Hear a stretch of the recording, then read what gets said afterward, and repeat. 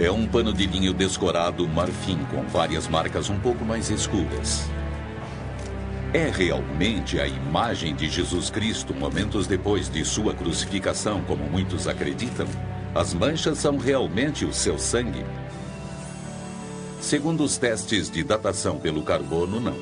Eles indicam que o tecido de 4,30 metros é uma falsificação medieval inteligente. Mas informações recentes levantaram sérias dúvidas sobre a precisão do teste de datação pelo carbono. Os cientistas estão novamente voltando suas atenções para a antiga pergunta. Esta é uma imagem de Jesus crucificado?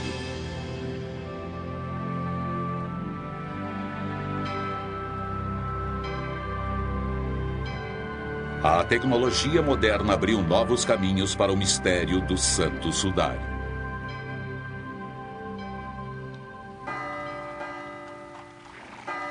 Catedral de Turim, Itália, 1898.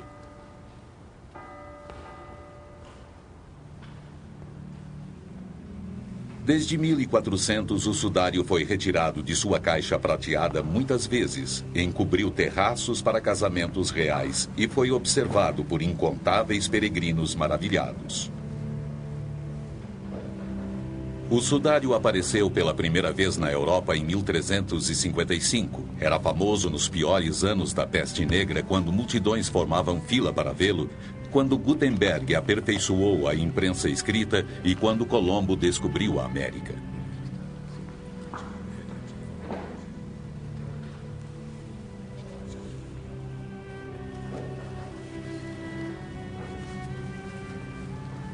Numa época em que faltavam instrumentos científicos e as falsificações eram comuns, não havia como resolver a questão da autenticidade do sudário. O povo, em geral, considerava que o sudário era autêntico, mas o debate entre a ciência e a religião estava apenas começando. Em 1898, a Igreja permitiu que o tecido fosse examinado pelos olhos impessoais de uma invenção bastante recente, uma câmera.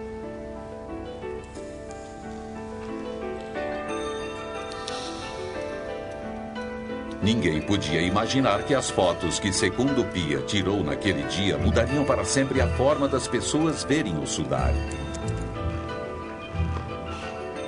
Porque assim que a placa de vidro do fotógrafo emergiu do líquido para revelar a foto, ele viu um rosto claro, distinto, diferente de tudo o que ele havia visto antes no sudário. Ele entendeu de imediato que a imagem sombria no tecido era o negativo e o que ele estava olhando agora era o positivo. Ele estava segurando uma imagem que daria início a um século de pesquisas científicas. Turim. 100 anos depois daquela primeira foto ter sido feita, a cidade de Turim prepara mais uma exposição pública do pano. Neste período, ele se tornou o objeto mais estudado da história humana.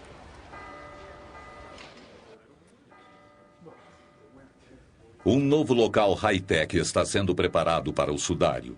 Uma câmara hermeticamente fechada de alumínio e vidro, da qual o ar é retirado e um gás neutro, o argônio, é introduzido.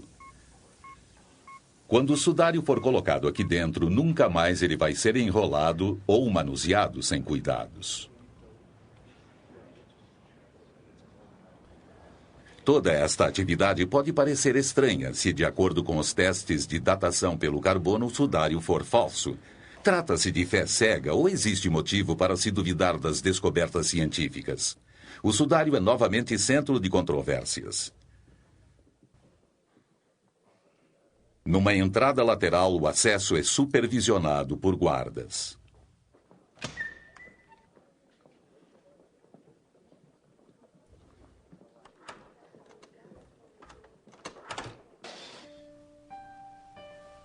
Não aberto ao público e documentado por uma única câmera, uma especialista em têxteis suíça põe um forro costurando com cuidado centímetro por centímetro. Para o curador do sudário, não resta dúvida de quem este sudário cobriu um dia. Pois bem, Esta imagem representa um homem que morreu torturado e crucificado. No sudário de Turim há 3 tipos de sinais. Os sinais mais evidentes são chamuscamentos de um incêndio que quase destruiu o sudário na Idade Média.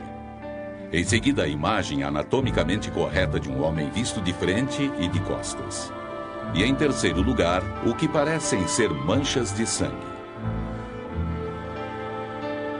As manchas de sangue conferem com as descrições bíblicas da tortura e crucificação de Jesus, o açoitamento, a coroa de espinhos, o ferimento da lança. Mas o sangue é sangue de fato? E como a imagem foi parar no tecido para começo de conversa? O mistério que envolve estas perguntas desafia cientistas há gerações.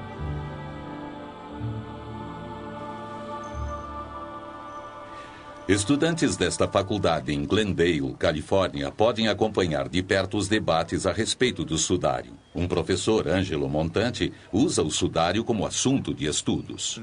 Este é um dos objetos culturais mais incríveis que encontramos na história da civilização ocidental. Ele fornece indícios que nos dão perspectiva sobre o passado. A Bíblia não fornece detalhes a respeito da crucificação de Jesus de Nazaré. Mas eu gostaria de chamar a sua atenção para esta mancha aqui, que parece ser de sangue. Se as pinturas clássicas estavam corretas, ele teria sido pregado pelas palmas das mãos, mas não foi. Ele foi pregado pelos pulsos, e deve haver um motivo para isso. E sabemos qual é o motivo graças à pesquisa feita por um médico francês. Há muitos anos, um cirurgião francês fez experiências com cadáveres para provar que a palma da mão não suporta o peso de um ser humano. Tem de ser pela região do metacarpo, no pulso. Outra coisa é importante a esse respeito. Quando você prega uma pessoa nesta área, você pressiona o nervo mediano. E ao pressionar o nervo mediano, o dedão entra. Prestando atenção, você não vai ver nenhum dedão na imagem. É uma coisa muito específica. Como um falsificador poderia saber disso?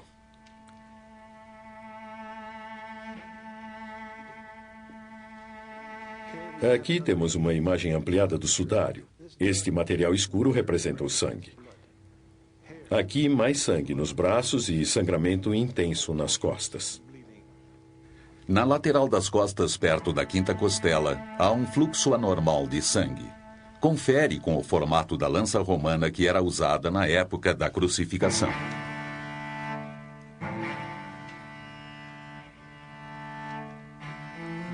Existe muito sangue no sudário, tanto que você fica estarrecido com a crueldade dos romanos que impuseram tanta dor a este indivíduo. A crueldade mostrada no sudário excede em muito a maioria das versões artísticas da Paixão de Cristo. Por que um falsificador mostraria mais do que as pessoas esperavam ver? Traços curtos de sangue nas costas e nas pernas do homem no sudário intrigaram os pesquisadores durante anos, até que perceberam que eles conferiam exatamente com o formato do chicote do século I, o flagelo. Estou segurando aqui uma réplica de um instrumento de tortura romano. É chamado de flagelo. E no final de cada tira temos essas pelotas. Notem que há um espaço entre as duas pelotas.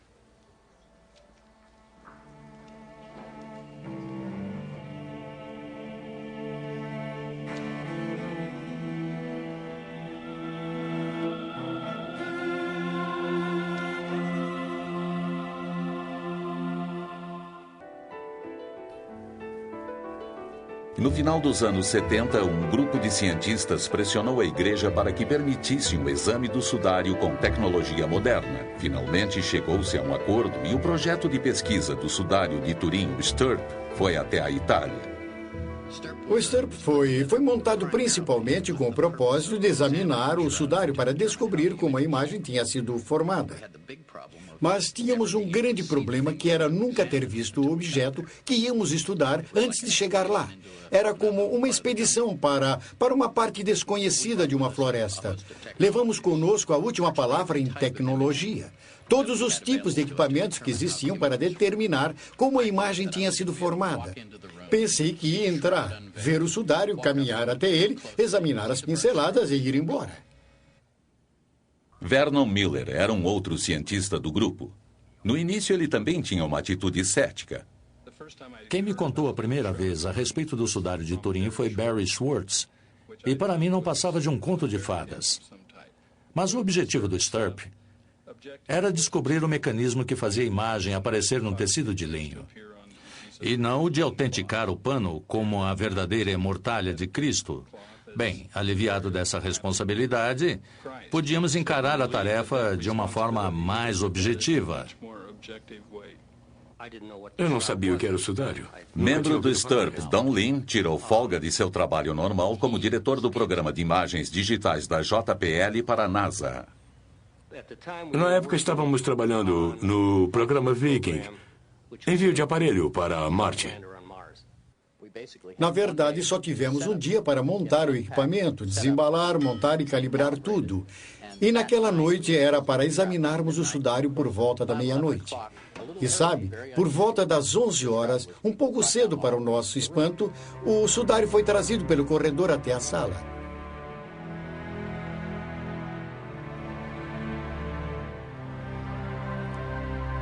Uma das primeiras experiências feitas com o sudário foi separar o tecido de linho do forro numa pequena área por volta de 10 centímetros.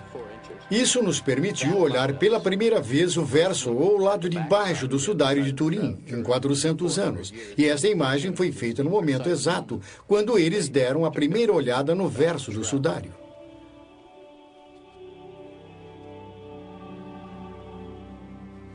Aí o professor Rigg, da equipe italiana, introduziu uma câmera endoscópica entre os dois tecidos.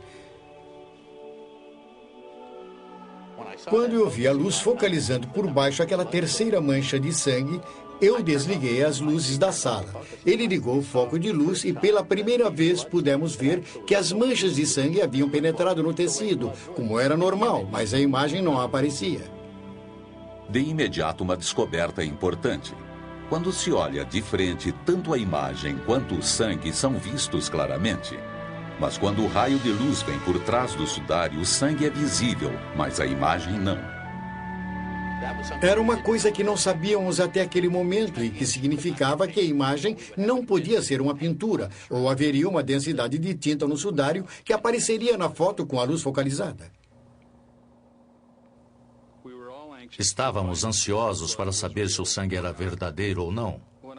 Quando eu examinei o sudário nos testes iniciais, o sangue não me pareceu verdadeiro. O sangue parecia muito vermelho e fresco para uma coisa que supostamente tinha 2.000 anos de idade. Para provar se o sangue era verdadeiro, pegamos amostras com uma fita colante, que bem mais tarde mandamos para exame de laboratório.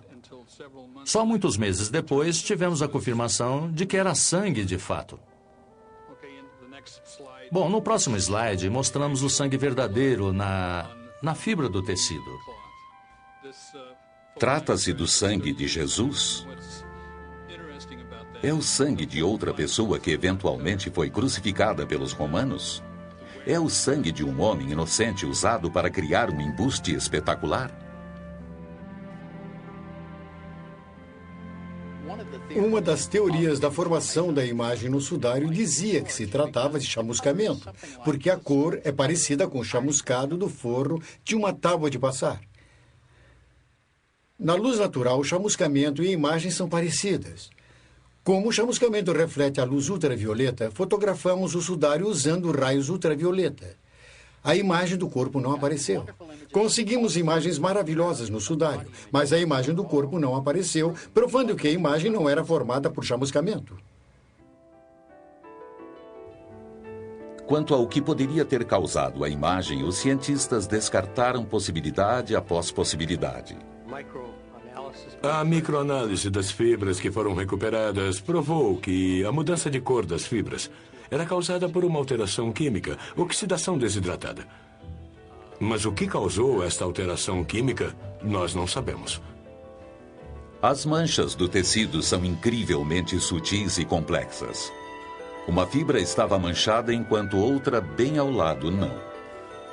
No entanto, cada fibra tem 1/10 do diâmetro de um cabelo humano e em alguns lugares a imagem só penetrava cerca de 50 micrômetros. Um método para aplicação de tintura com tão pouca profundidade assim é desconhecido. Mais recentemente, imagens sutis de flores foram descobertas no próprio sudário. Esta área está sendo cuidadosamente pesquisada pelo Dr. Alan Wenger, da Universidade Duke, e pela sua esposa Mary. Wenger levantou a hipótese de que algumas imagens fora do corpo no sudário eram manchas de flores. Ele chegou a esta conclusão através do trabalho do físico alemão Oswald Scheuermann. Ele percebeu isso, mas de início eu não sabia do que ele estava falando. Só mais tarde percebi que a imagem de uma flor se parecia muito com um crisântemo. Quando me afastei e olhei ao redor, comecei a ver várias imagens iguais a esta no sudário. Com certeza elas foram colocadas ao redor do corpo no momento do enterro. O propósito das flores não é conhecido. Talvez um fumigante, já que o corpo era enterrado às pressas. Ou, quem sabe, só para honrar o morto. E estudando o sudário com muito cuidado, parece que chegamos a identificar nada menos do que 28 destas flores. Wenger fez um estudo detalhado do sudário, comparando as imagens com fotos em tamanho real das plantas semelhantes existentes na região. Além disso, conseguimos determinar a época da floração. E todas estas flores aparecem em março ou abril, o que indica que isso ocorreu na Páscoa, na época da crucificação. Mar Morto, Israel. Muitas plantas reconhecidas pelos Wengers parecem ser nativas da região de Jerusalém.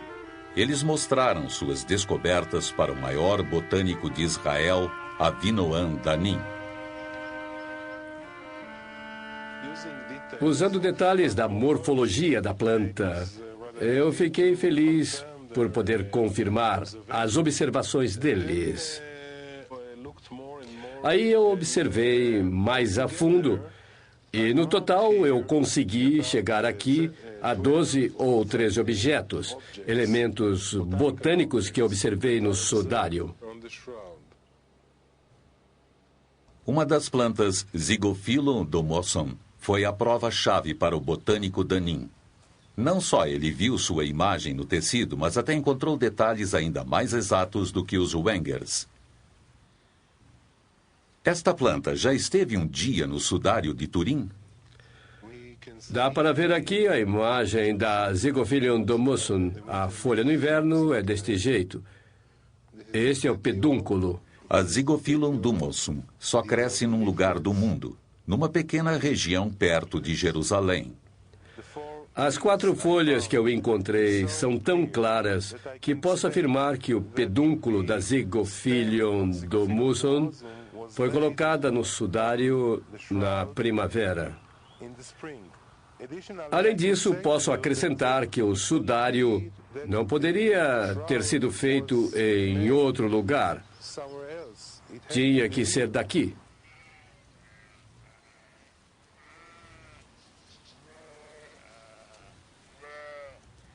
Se havia flores ao redor do corpo, com certeza haveria pólen também. O pólen pode durar milhares de anos e no microscópio cada tipo é diferente. Indícios pequenos demais a olho nu no aguardo do detetive certo.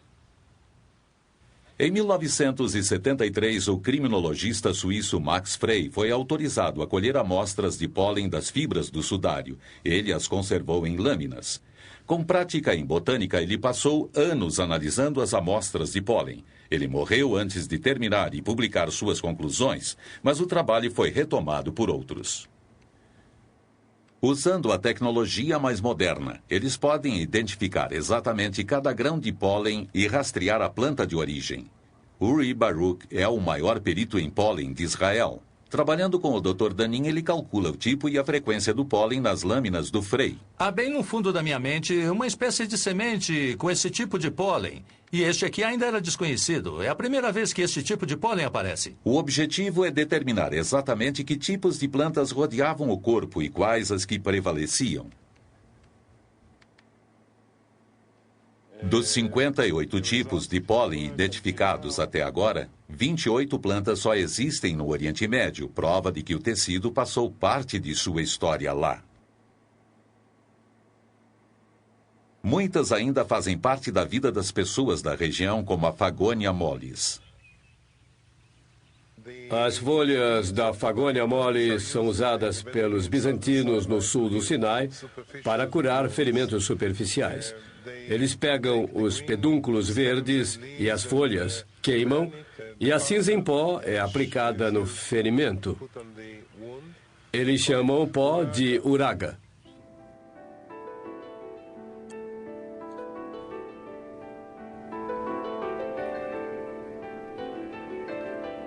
Ora, veja, temos aqui mais uma gundélia. As lâminas têm uma quantidade muito alta de uma planta chamada Gundelia tourneforte. Passe mais uma vez para mim. Esta amostra específica veio de uma área próxima da cabeça do homem no tecido. Dá para ver as espinhas, certo? Uma aqui, uma aqui e uma aqui. A planta que deixou tanto pólen nesta parte do sudário pode ser reconhecida por sua flor, mas ela é melhor conhecida por outra coisa.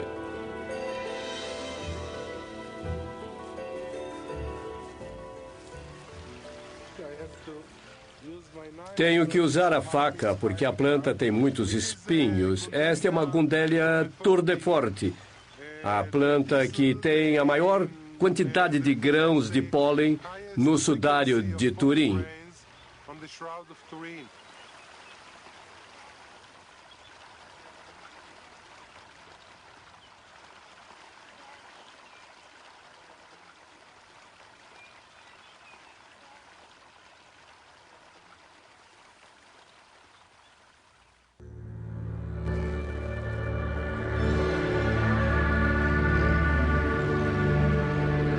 Neste mosteiro ortodoxo grego encravado no deserto do Sinai, encontra-se uma pintura muito especial de Jesus Cristo conhecida como o Rei do Universo.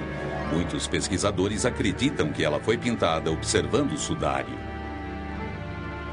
A pintura é do século VI.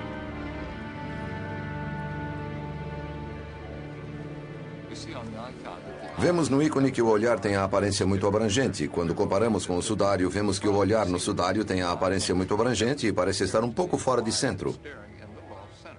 O Dr. Wenger aperfeiçoou uma técnica de luz polarizada para comparar imagens do sudário com outras imagens como o Rei do Universo.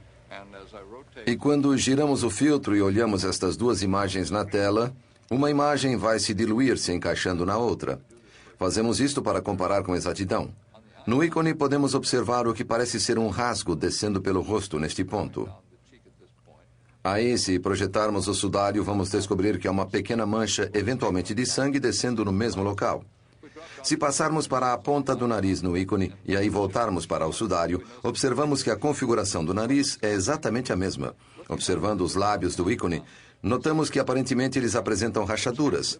E ao olharmos o detalhe no sudário, notamos que todas estas marcas são visíveis no sudário.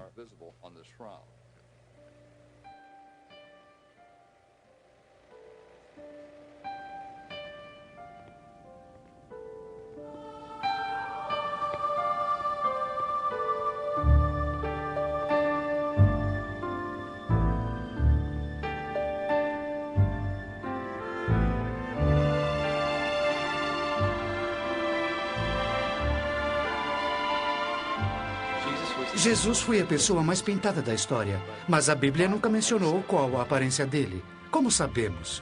Como sabemos que ele tinha barba? Como sabemos que ele tinha cabelo comprido? De onde os artistas tiraram o modelo? Historiador da arte Jack Riley fez um estudo do rosto de Jesus nas pinturas. Existe uma fonte comum para esta imagem que todos conhecemos. Cada artista tem sua própria visão do homem sofredor, triunfante, o redentor, o humilde. Mas os artistas, no decorrer dos séculos, se mantiveram dentro de alguns parâmetros, o que nos permite reconhecer o homem como sendo Jesus. Quais são as bases e de onde elas vieram? Riley e muitos outros pesquisadores acreditam que havia um protótipo de Jesus que fixou as diretrizes há séculos. A procura deste protótipo levou os pesquisadores de volta aos primeiros séculos após a morte de Jesus. Como um artista passaria desta imagem para esta imagem, onde temos barba, sem barba, o cabelo caindo, dividido no meio dos dois lados, e não aqui? Este Jesus parece um deus romano. Foi pintado de maneira jovem. Ele não tem as mesmas características. A pergunta é, o que está faltando?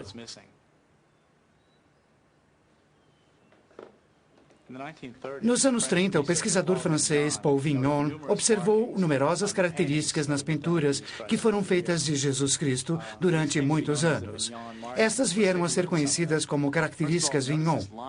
Primeiro notamos esta linha atravessando a testa de Cristo. E olhem só isso, um quadrado geométrico de 3 lados formando o nariz. E também outro triângulo bem aqui no nariz, o nariz alongado característico de várias pinturas do Cristo daquela época. Os pesquisadores identificaram os olhos de coruja, o nariz alongado e as demais características de Vignon no sudário. Seria o sudário modelo original? Temos aqui algumas reproduções de pinturas do século XI e XII, nas quais vocês vão notar estas características geométricas. Primeiro, bem aqui acima do nariz, dá para ver aquele estranho quadrado em forma de U, com 3 lados. Os olhos de coruja, o nariz alongado é típico. Observem as 2 mechas compridas de cabelo sobre a testa. Em todas as 4 imagens, em todas se vê mechas de cabelo. Não apenas uma, mas na verdade sempre 2 mechas de cabelo. Todas estas características, todos estes pontos congruentes me levam a acreditar que alguma coisa influenciou estes artistas.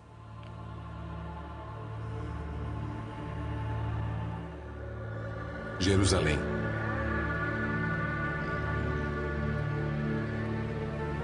Se o sudário é a mortalha de Jesus, ele começou sua jornada aqui, onde Jesus morreu. Na cidade moderna de Jerusalém, o passado ainda está vivo. Muitos costumes ainda refletem o mundo antigo. O enterro do homem no sudário confere com a antiga cultura judaica? O rabino nascido nos Estados Unidos, Micha Halpern, mora em Israel há anos.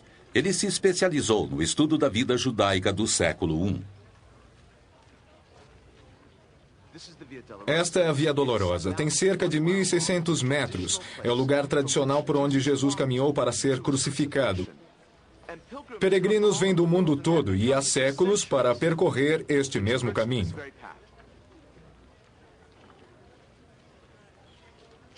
Jerusalém, na época, era uma cidade judaica e, em consequência, Jesus teria sido enterrado no contexto da lei judaica. Pesquisadores do sudário acreditam que o enterro de Jesus, embora apressado, foi efetuado de acordo com os costumes judaicos. A Bíblia judaica preconiza que deve-se guardar o dia de sábado para mantê-lo santo. Na sexta-feira, à tarde, as pessoas se apressam e correm para terminar os seus afazeres antes que o sábado tenha início. O mesmo ocorria também há 2.000 anos. Jesus foi tirado da cruz numa sexta-feira, a fim de ser enterrado às pressas antes do sábado começar, porque nada pode ser feito no sábado. Nada de trabalho, só descanso.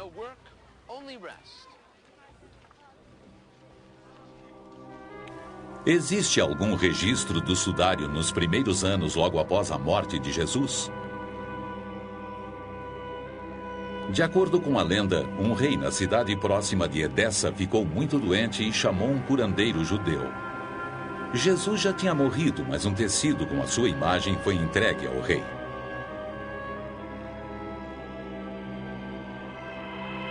O rei Abgar ficou curado imediatamente, e o tecido milagroso ficou conhecido como um manto. O manto passa a ser venerado em todo o Oriente Médio como a imagem de Cristo, e a cidade de Edessa se torna um centro do cristianismo. O manto, na verdade, era uma toalha pequena. Nesta toalha havia o rosto de Jesus pintado num fundo estilizado e apresentado geralmente em uma moldura. Se o manto era o sudário, por que ele só mostrava o rosto? Na época, era conhecido apenas como pano do rosto, mas Ian Wilson, historiador inglês, diz que há uma palavra-chave nos documentos antigos, tetradiplon, que significa dobrado em 4. Se você dobrar o sudário em 4, vai ter um pequeno retângulo com o rosto no meio. Seria o tecido de Edessa o sudário dobrado para revelar apenas o rosto? O sudário é o seu próprio melhor mapa para o passado. Você começa com uma pista que leva a uma outra. Chamem os voluntários, por favor. Em 1978, a equipe do STURP descobriu marcas de dobras no sudário, entre as quais 8 eram evidentes. E o que vamos fazer agora é imitar a mesma dobragem do sudário. As fotos com focalização de luz provaram que sim, há 8 dobras no sudário. Claro, as fotos não podem indicar quando as dobras foram feitas, mas mostra que ao menos uma vez em sua existência, aquele sudário foi dobrado em 8.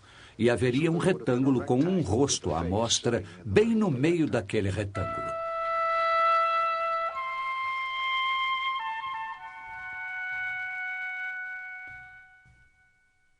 No ano de 944, o manto foi transferido para Constantinopla, onde periodicamente era exposto ao público.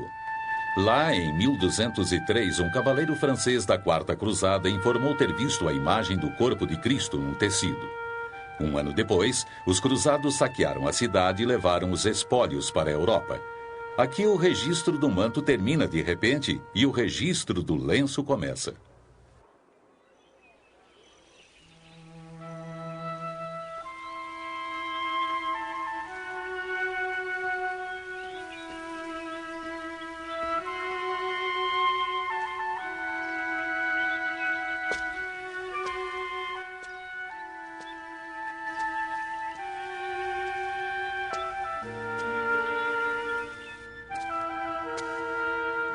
Esta é uma caverna na periferia de Jerusalém, provavelmente muito parecida com o tipo de caverna onde o próprio Jesus foi enterrado. Era fechada com uma pedra grande, uma enorme rocha, e é assim que a Bíblia cristã, na verdade, descreve o enterro de Jesus. Quando o grupo do STURP examinou o verso do sudário, eles descobriram que alguns grãos de pólen não podiam ser identificados porque estavam recobertos por um mineral. Este mineral foi posteriormente analisado e rastreado. Ao investigar o mineral, eles descobriram que se tratava de um tipo de calcário. Um calcário muito, muito raro e típico de uma região na periferia de Jerusalém.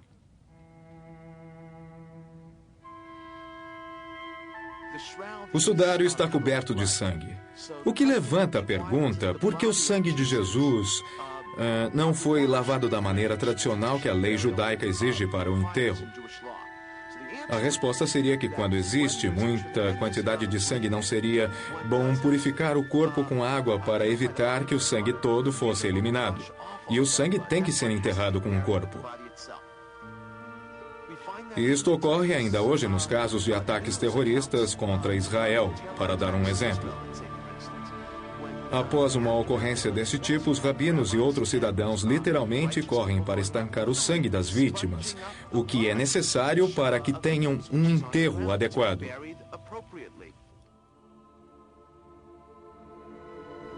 De acordo com a Bíblia cristã, 2 panos foram encontrados na tumba, o sudário e um outro tecido. Acreditava-se que o segundo teria coberto o rosto de Jesus logo depois que ele foi retirado da cruz. Simão Pedro viu o tecido de linho no chão e também o pano que havia coberto a sua cabeça. Esse não estava com o tecido de linho, mas enrolado e separado num canto. Este pano, denominado de lenço, encontra-se atualmente em Oviedo, no norte da Espanha. Jorge Rodrigues é membro do Centro de Estudos do Lenço da Espanha e Mark Cousin escreveu um livro recentemente sobre o lenço e o seu relacionamento com o sudário.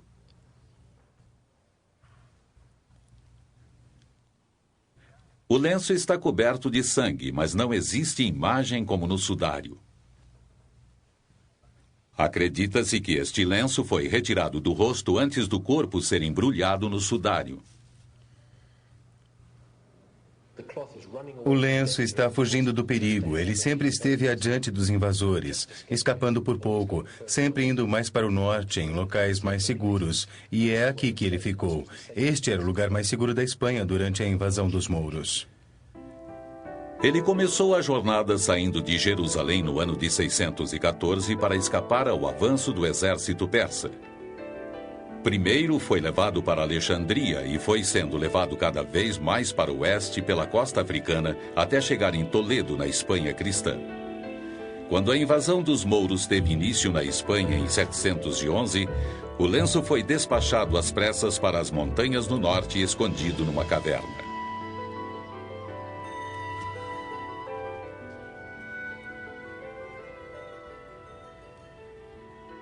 Usando uma réplica, os pesquisadores mostram como o lenço foi colocado ao redor do rosto. Eles acreditam que ele foi pressionado contra o rosto, absorvendo sangue e outros fluidos, o que confere com o costume judaico de respeitosamente cobrir o rosto de uma vítima de violência e preservar esta cobertura para manter o sangue junto ao corpo. Todas essas manchas aqui são particularmente interessantes porque elas coincidem exatamente com as manchas nas costas do sudário, na parte dorsal. Eu já mencionei o sangue que foi colhido no cabelo das feridas da coroa de espinhos. São exatamente iguais aqui. Análise recente de um vídeo do Dr. Alan Wenger revela similaridades impressionantes entre o sudário e o lenço. O rosto no lenço sobreposto ao sudário. Manchas de sangue é o que mais chama a atenção, e uma das referências mais fáceis é esta mancha aqui. Descendo para a região do nariz, vemos uma congruência aqui embaixo. E quando passamos para o cabelo, podemos ver novas congruências destas manchas de sangue. O sangue encontrado no lenço de Oviedo é do tipo AB, o mesmo tipo de sangue que tem no sudário. Sabemos que o lenço está na Espanha com certeza desde o século VII. Isto por si só encurta a datação do sudário pelo carbono em pelo menos 600 anos. O livro dos testamentos que se encontra aqui na catedral menciona o lenço ainda antes no tempo, e acreditamos que chegue até mesmo ao século I, e que foi encontrado no túmulo de Cristo ou usado logo antes do enterro. O sudário de Turim não é autêntico. Testes mostram que o tecido foi feito entre 1260 e 1390. Em 1988, testes de datação pelo carbono concluíram que o sudário não tinha mais do que 600 anos. Isto, aparentemente, encerraria a pesquisa científica do tecido. Surgiram muitas teorias dizendo que os testes podiam estar errados, porém poucos cientistas se convenceram disso. Cientistas acreditam que os testes de Turim são definitivos. Aí o microbiólogo Dr. Garza Valdez anunciou uma descoberta importante. Uma camada que ele descobriu nas fibras do tecido causadas por bactérias que poderiam distorcer a datação pelo carbono. Em 1996, ele testou algumas fibras do sudário e encontrou camadas suficientes a ponto de deturpar consideravelmente o teste de datação. O físico Dr. Harry Gove é o inventor da moderna técnica de datação pelo carbono. Esta contaminação por bactérias é uma coisa da qual as pessoas que fizeram a datação pelo carbono não estavam cientes. Na verdade, acho que ninguém sabia disso até que Garza Valdez descobriu esta possibilidade.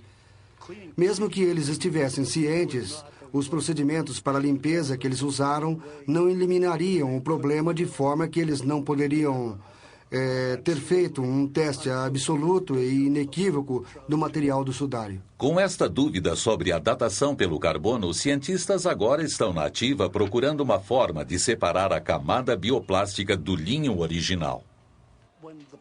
Quando se conseguir dominar o processo de separação da celulose da camada bioplástica, aí acho que estaremos prontos para submeter o sudário a outro teste de datação pelo carbono. Mas se a proposta vai ser aceita, ainda não é uma certeza. A respeito da datação pelo carbono, há mais um fator que, se provado, derrubaria definitivamente os resultados: a radiação. Se o que os físicos me disseram está correto, é uma imagem projetada. E, em outras palavras, é quase como se o corpo estivesse flutuando no meio do pano e todas as projeções viessem de ângulos diretos para o corpo. Esta imagem fica em linha direta com o corpo, que está paralelo à gravidade.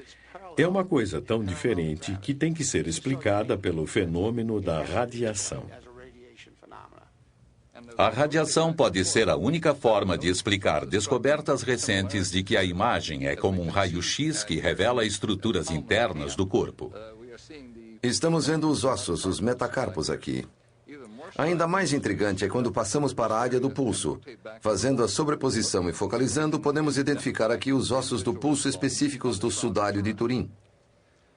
Vemos características do esqueleto na profundidade do corpo que combinam com um tipo de emanação de raio-x. Assim, para nós, a imagem, além do contato direto do sangue, é basicamente formada por esta incrível e única ocorrência de radiação. A superposição do crânio sobre a face do sudário revela estruturas internas com uma nitidez incrível. Estamos vendo imagens de dentes aqui. Ao sobrepor e focalizar esta região, podemos ver no sudário os dentes, incluindo as raízes. E qual é a fonte da radiação? Alguns pesquisadores acham que tem a resposta para isso também. Acredito que esta imagem está no tecido por causa da transformação que ocorreu durante a ressurreição.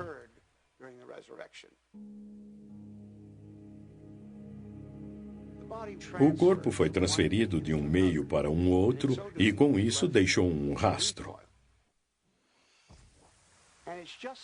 E foi este rastro de partículas irradiando do corpo que marcou a imagem no sudário. É por este motivo que temos o efeito tridimensional no caso. O que causa isso, eu não sei. E muito menos como essa energia emana de um corpo.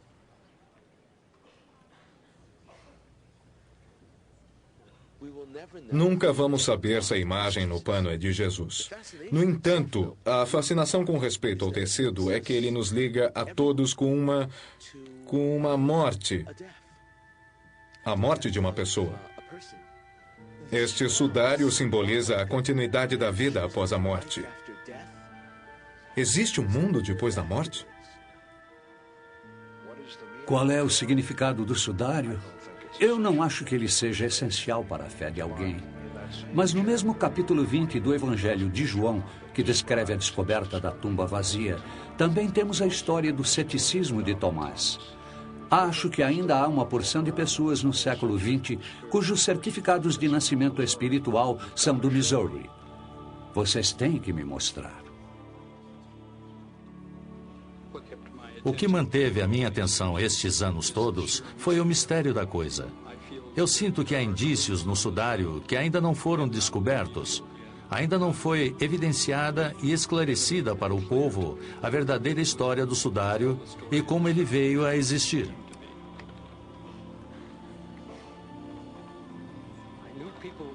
Eu sabia que as pessoas iriam fazer muitas perguntas, como, por exemplo, se eu tinha grandes experiências religiosas. Aí eu me sentei por volta das 3 horas da manhã. Tudo quieto, não havia ninguém por perto. Eu olhei para o sudário e disse, bom, como você se sente? O que você sente? Não, eu não tinha muita experiência religiosa. Eu não tinha mesmo. Mas uma coisa não parava de penetrar na minha mente. Era o olhar para o rosto em oposição ao corpo. O rosto tem uma aparência muito serena e muito cheia de paz. O corpo está muito maltratado. Na verdade, os dois não combinam entre si.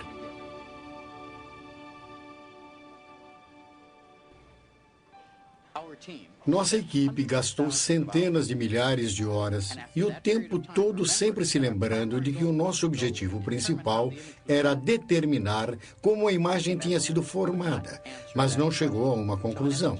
Não conseguimos responder esta pergunta. No fundo, podemos dizer o que a imagem não é, mas não temos condições de dizer o que ela é. A teologia não deve entrar em conflito com a tecnologia. A razão nunca poderá provar a divindade de Cristo. A ciência não pode fazer uma afirmação teológica. No máximo, ela pode dizer que o pano provavelmente embrulhou o histórico Jesus de Nazaré. Mas a pergunta que a teologia formulou é: quem você diz que eu sou? Nenhum laboratório científico pode responder isso. Continua por conta de cada um rever as provas e decidir por si mesmo o que o sudário de Turim, na verdade, é.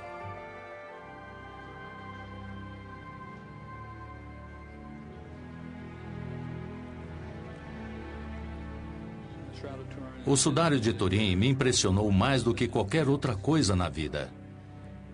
Ele manteve minha atenção total durante mais de 20 anos. E eu não terminei até o momento. Acho que ele vai ser o meu maior objeto de estudos pelo resto da minha vida.